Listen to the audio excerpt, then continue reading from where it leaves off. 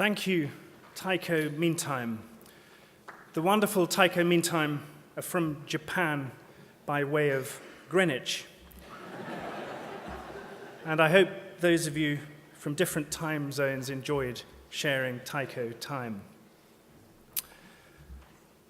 Vice-Chancellor, ladies and gentlemen, distinguished guests, friends, it's my very great pleasure to welcome you to the 6th Skoll World Forum.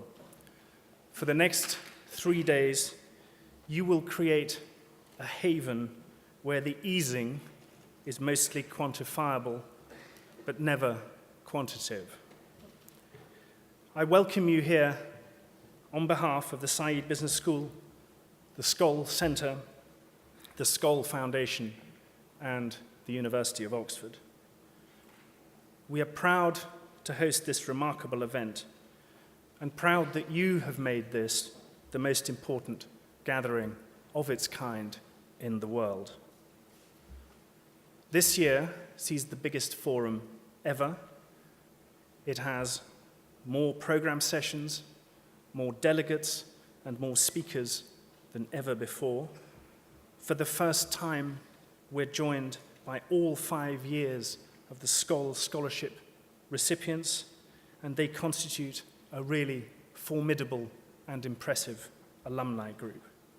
They and you have been instrumental in making this program as rich and rewarding as possible. This forum does what we passionately believe should be done. It convenes great people, it celebrates great achievements, it provokes new thinking, it educates brilliant minds from all over the world, and it runs counter to an instrumental world in which only incentives and private rewards have meaning. And it dissents from all orthodoxies but one, the one that charges us to take on the biggest problems of our time. We're grateful to have you here, and we hope that these 3 days will change your lives a bit. And we hope that these 3 days will change the world a lot more. We meet, of course, in the teeth of a recession that threatens us all, even as it impoverishes numerical superlatives. However calamitous, however hard, however challenging this recession is, I contend, good for social entrepreneurs, good for us. It nudges us from periphery to center. It increases our access to talent.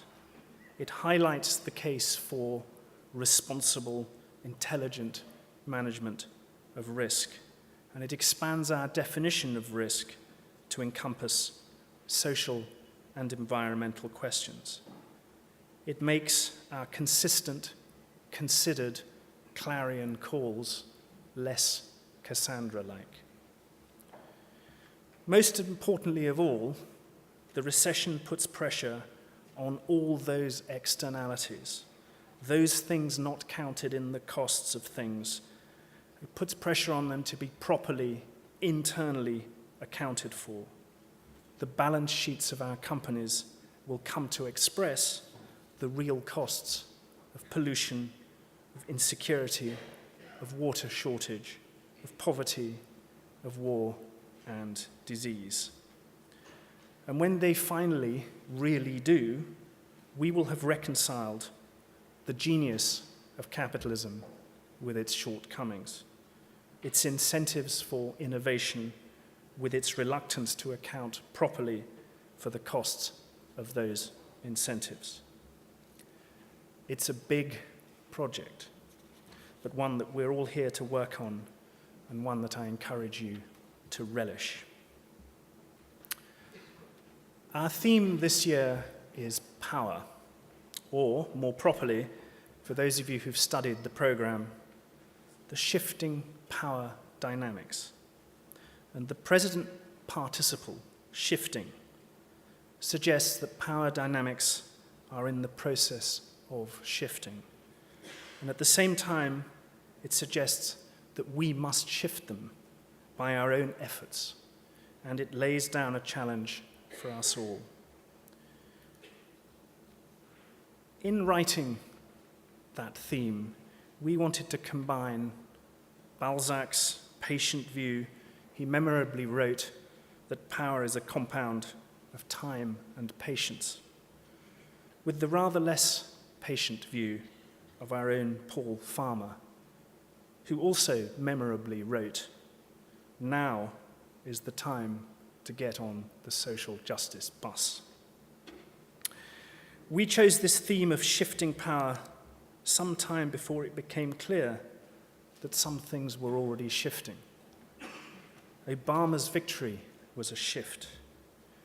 Our loss of trust in the unsupervised management of global finance was a shift.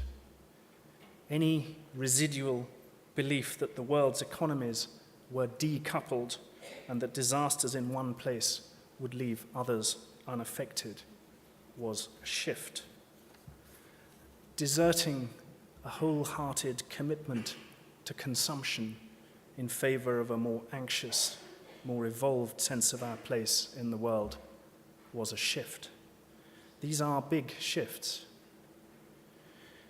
And we also chose this theme because it's clear that things haven't shifted anything like enough.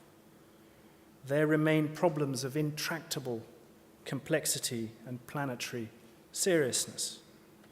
Conflict, corruption, disease, water, climate change, and billions of people in serious poverty are problems that require much bigger shifts still.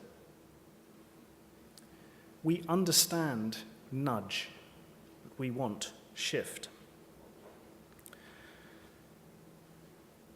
The philosopher Immanuel Kant predicted that there would one day be universal peace. The only question, he wrote, was whether this peace would come about by human insight or by catastrophe. Someone who very clearly resolves this question in favor of insight over catastrophe, and someone who really understands shift, is Jeff Skoll. It's my pleasure to introduce the founder of Participant Media, the founder of the Skoll Foundation, the founder of this enterprise, and a friend of us all here, Jeff Skoll.